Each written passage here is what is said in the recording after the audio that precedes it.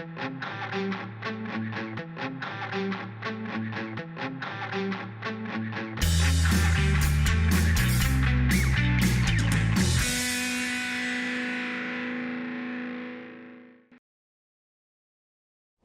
and welcome to FinTech Focus TV. We're coming live from the FinTech Connect event at the Excel Centre in London, and I'm delighted to be joined by Alex Monnier from EBRD. Alex, welcome. Thank you for having me. Happy to be here. Very good. Let's start. Give us a bit of background. Who are you? Sure, so I'm a French citizen. Okay. I grew up most of my life abroad with my family being expats in the US and China as well. I did my studies in Lille in the north of France.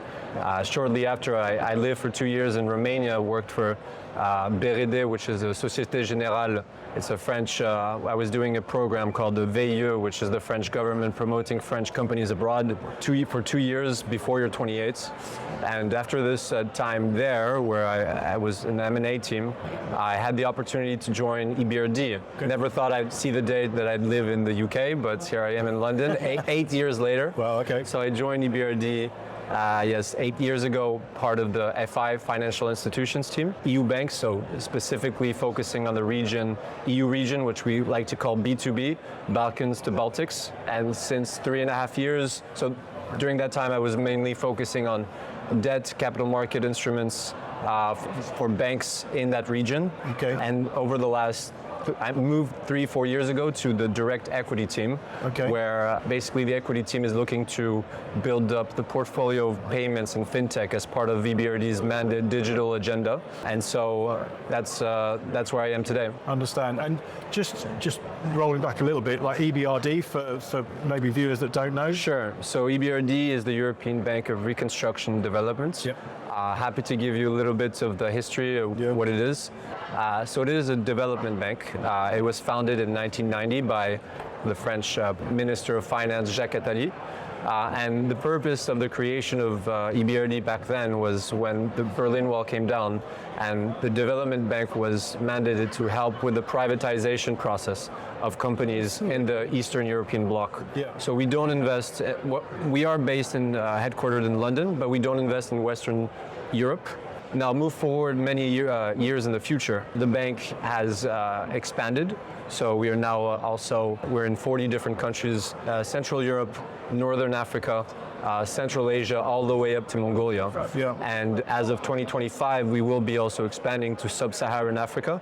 So a few countries like Kenya, Ghana, Cote d'Ivoire, and also into Iraq. Wow. Okay. And maybe just one more thing on that, the mandate of the bank obviously has changed. It used to be privatization only, mainly. Today, 50% of our annual bank investment goes into green financing, and other initiatives, including financial inclusion, gender, and obviously the digital agenda. Yes, understand. Again, but by the sound of things, that global expansion, that E at the start of EBRD may need to take a look at by the marketing department. Agreed. Understand. Okay, so and the EBRD is the mission, the purpose is investing into, you said that sort of smaller starting, scaling fintechs. Is that? So we're just like any other bank. We operate in all sectors. So whether it's infrastructure, yes, financial institutions, whether it's ICA, which is industry, like any type of industry you can think of, sectors. And 90% of most of our investments is actually done in debts, and 10% in equity. So that's sort of the splits, annual splits. The equity team is split in two parts. There's the funds team, and there's the direct equity team. And then within the direct equity team, it's also split by sector. And my sector, my team within the direct equity team is financial institutions, and me and my director specifically focus within that space on investing in companies which don't have banking licenses, but which are like fintech companies, payments, things like that. So you've got a broad coverage, but a focused team to get that knowledge and understanding of that particular sector. Understand. And is it just financial investment that you offer?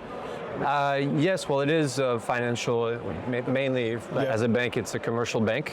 People think that development banks have other types of mandates, which they do, but we're fundamentally a commercial bank, and our pricing and our tenor reflects this. But other than the commercial aspect of it, as it is a development bank, the important parts that we quantify when we do each deal is what we call transition impact. And so we have a team of economists who give grades to each project that comes to the investment committees.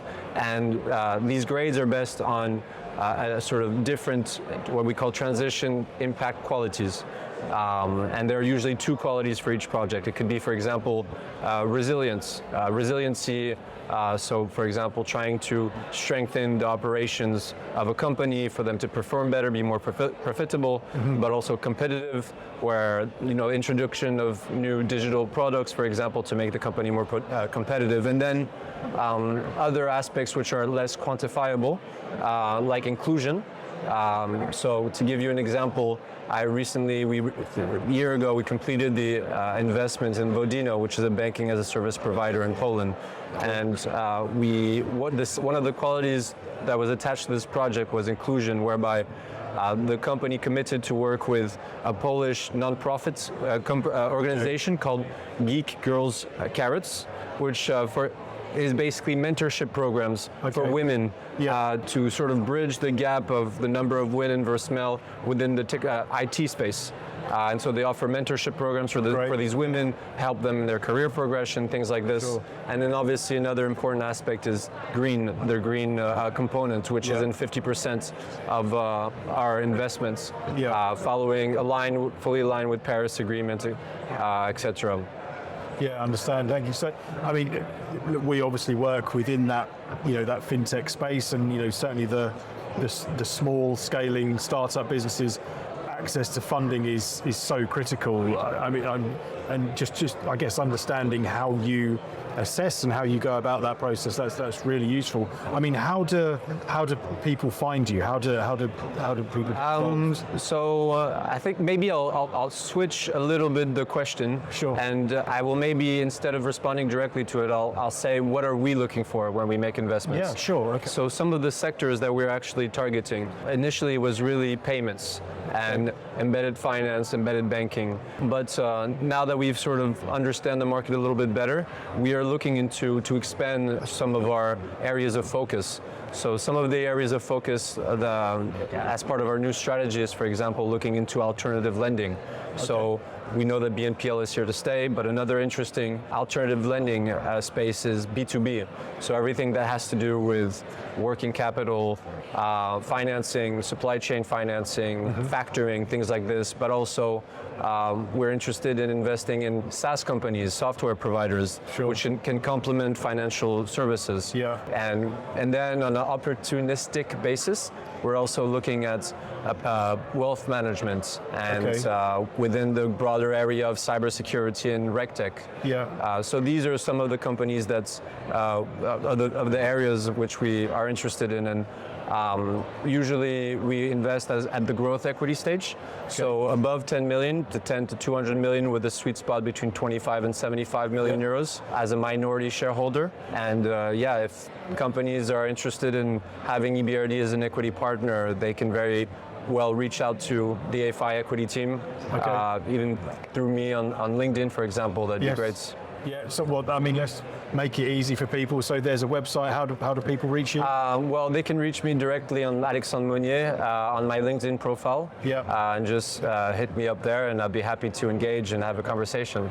Fantastic. Alex, thanks very much for joining us. Thank you very much. Thanks for having me. Thank you very much.